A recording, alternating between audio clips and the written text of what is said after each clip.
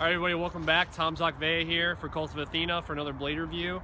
Today we have the TFW Moro Kris. So this is a Filipino blade, specifically a southern Philippines blade. So we have this nice wood scabbard. It is wrapped with rattan, which is traditionally how some of them were held together. Rattan is not in short supply in the Philippines. So we have that with the wood scabbard. Let's take a look at the blade itself. See, I've been hacking with it a little bit, so it's a little bit dirty. So we'll notice, obviously, right away, the wavy blade. So the blade length itself is about 23 5/8 inches. Overall length, actually, let's back up for a second. Let's look at the handle. The handle is ironwood, very dense wood that you can find in the Philippines. Some slight finger grooves here. They don't really do much. They're just more to keep your fingers generally in the spot they're supposed to be in. Brass on the forefinger. You can see that this is pin construction, a single pin going through.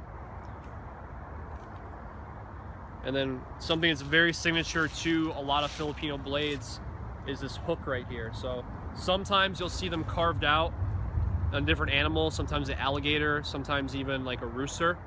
But this one doesn't have it. The reason why we're actually doing this one is it has a chip. So this is like a blowout one. Notice that the handle, this is very signature to a lot of Filipino blades. It has this like guard for the pinky. It's not really much of to look at as like hand protection as it is like retention of the blade, because when you're slashing with it, sometimes if your handle was straight, or like same kind of principle with a pommel, is it keeps the blade in your hand.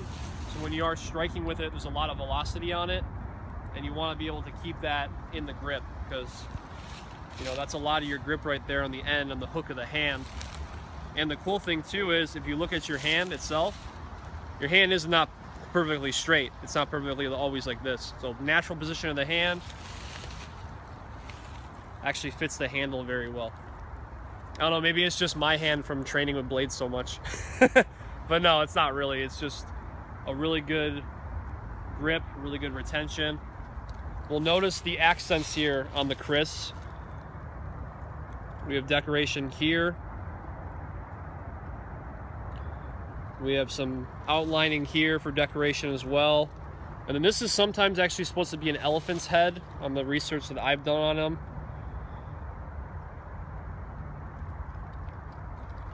So the thumb is protected on the back here.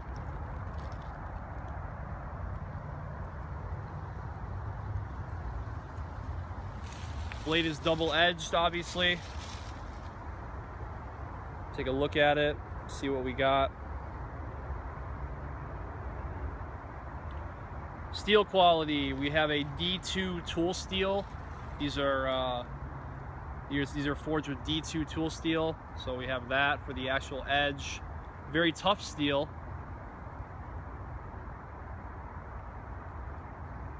I will say, from having a few of these other blades myself, is once you take the initial coating off of it, you gotta really watch it and make sure you put some kind of like the Hanway sword oil or some Ren wax on it, which we have available at Kult of Athena, because you don't want any corrosion happening on the blade once you put it back in the scabbard. Other thing, why the waves? A lot of people have different ways of looking at the waves, whether it is just for decoration, or if it's like, you know, you can get like a deeper cut on it. I don't really buy that.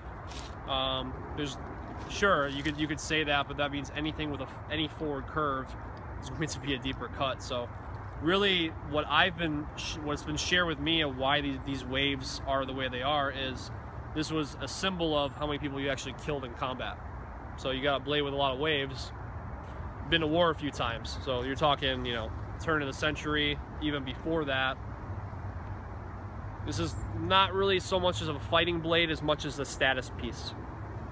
So just kind of keep that in mind. Some people favor it for different styles of Filipino martial arts. That's great. It's a beautiful blade. But that's one of the reasons why the waves are really there. The Indonesian Kris, which is a smaller version of this, we don't carry a Kult of Athena, but just for your information, they're a lot skinnier and they're actually a lot shorter. You're talking about same length as like a paring dagger would be if you're somebody who studies fencing. Quick look at this thing.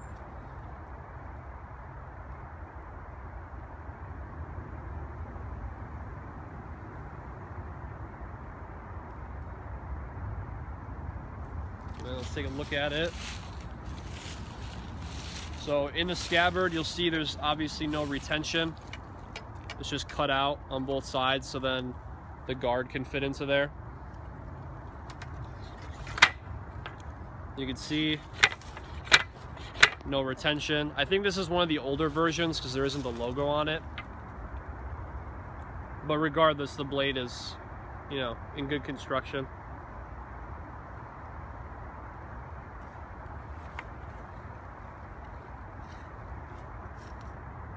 And once again, obviously if you hold this upside down, don't hold them upside down.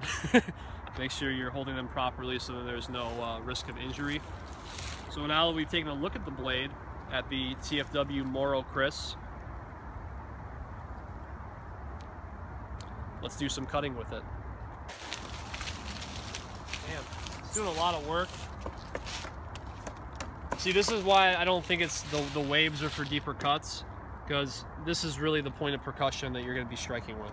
You're not really going to be hitting people with the middle of your blade to where it's going to be able to cut like that, unless you're doing draw cuts if you're in extreme close quarters. But besides that, you're going to be using this section right here.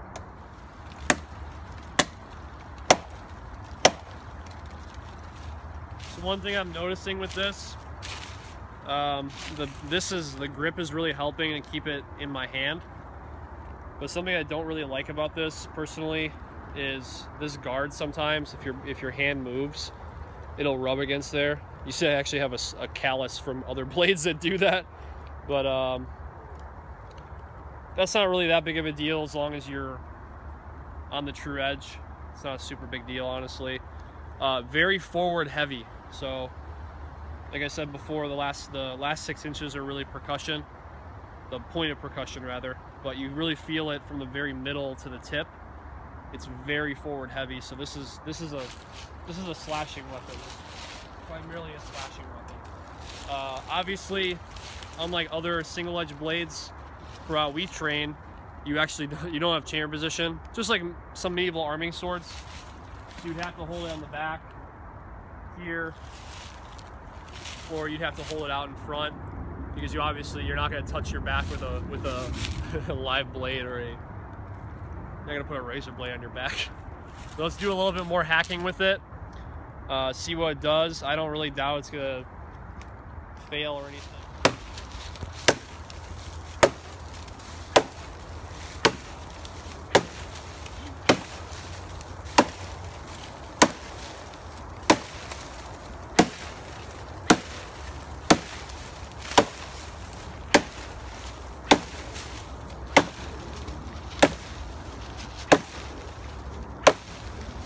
So obviously a Kris is not an axe.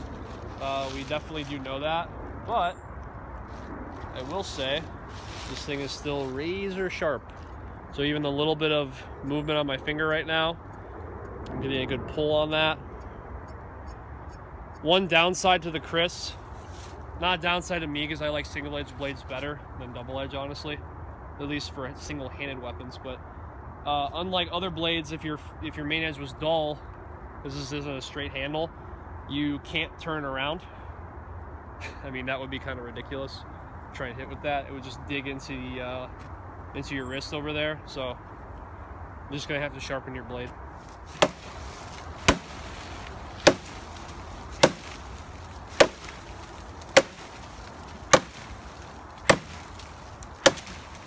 It's gonna go soon. Yep. There we go. There it is. Oh, pretty good. Theoretically, about the size of someone's forearm.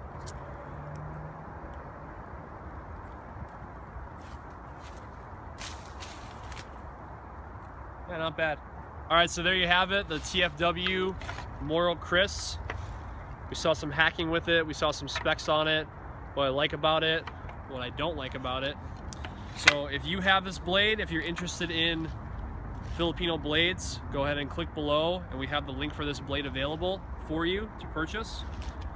If you want to see any other TFW blades reviewed, let us know in the comments below as well. Make sure you subscribe to the channel, like this video, and I hope to talk to you soon.